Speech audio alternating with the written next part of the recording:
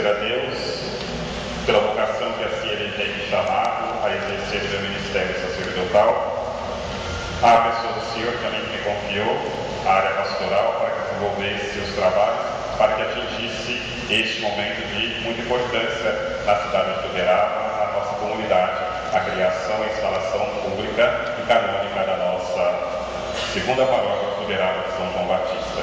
Aos meus amigos sacerdotes, pela caminhada, o companheirismo de estar sempre comigo, ao Padre Guilmar, Padre Diego e Alessandro, somente ao Senhor que fez com que tudo isso acontecesse para este dia, e assim um sonho da comunidade.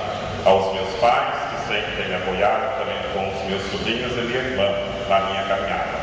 Ao Dr. Mário, a Dona Delfina também, muito obrigado pela presença, juntamente com as vereadoras.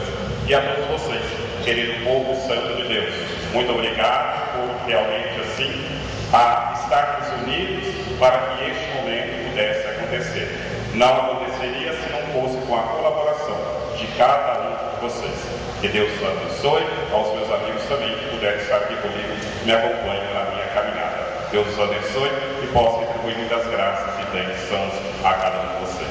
A comunidade oferece ao Senhor um pequeno mimo, para que assim o Senhor, como o responsável da ecologia, possa levar essa flor também como gratidão da nossa paróquia.